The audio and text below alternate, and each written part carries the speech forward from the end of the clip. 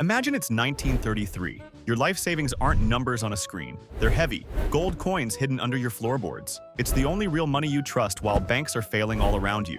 Then, a voice on the radio, President Franklin D. Roosevelt, announces a new executive order. Suddenly, the gold you've treasured as your family's security is declared contraband. You have less than a month to turn it over to the government, or you'll be branded a criminal, facing a massive fine and a decade in prison. This wasn't a bad dream. It was Executive Order 6102, and it led to one of the most controversial acts in U.S. economic history. How on earth did a country like America arrive at such a drastic point?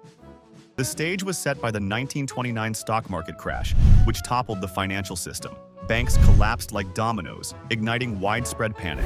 As trust in paper money evaporated, people rushed to withdraw their savings, often finding tellers had run out of bills. In response, families did what felt natural. They hoarded gold, tucking coins and bullion away in mattresses and safety deposit boxes. They trusted tangible metal far more than any paper. This hoarding had a devastating consequence. Prices spiraled downward in a vicious cycle of deflation. Businesses failed, factories fired workers, and farms foreclosed at alarming rates. By March 1933, unemployment had soared to 25%. When FDR took office, the country was on its knees. He declared a national banking holiday, closing every bank to stop the bleeding. But the core problem remained. The money supply was shrinking, partly because millions in gold sat hidden away, while the economy starved for liquidity. Washington desperately needed that gold back to print more currency and inject life into the economy. Getting it would require a drastic move that would shake the foundations of American property rights. Then came the bombshell. On April 5, 1933, a White House executive order made its message unmistakable. Virtually every American had to hand over their gold coins, bullion, and certificates to the Federal Reserve by May 1st. There were narrow exceptions for dentists, jewelers, and coin collectors, and ordinary folks could keep up to $100 in gold coins, about 5 troy ounces. But beyond that, it was all going to Uncle Sam. The price was fixed at $20.67 per troy ounce. It was a take-it-or-leave-it proposition. Except leaving it wasn't an option.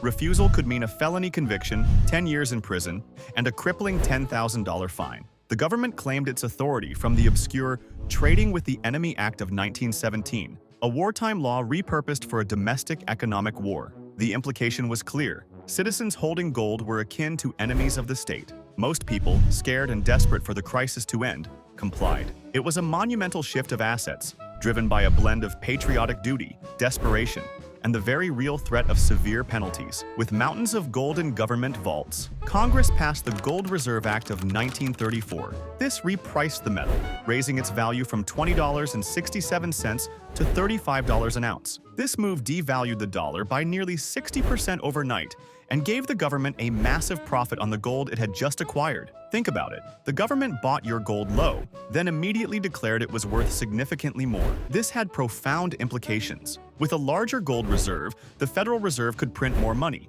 which helped stabilize prices and lower interest rates. Historians still debate whether this policy truly ended the Great Depression, with many arguing that World War II did most of the heavy lifting. But one thing is certain, the era of gold-backed currency for ordinary people ended. For decades, until President Gerald Ford signed a bill making it legal again. So, did America steal its citizens' gold? Legally, it wasn't theft, since the government paid for it, but it was a forced sale under the threat of prison, with a fixed price, immediately followed by a revaluation that massively profited the government. In any reasonable interpretation, that sounds like confiscation. The episode set a deep precedent. When crisis hits, private property can bend to the collective need, as defined by those in power. The question for us today is whether we've built better protections, or simply shifted the form of wealth a government might target in a future emergency.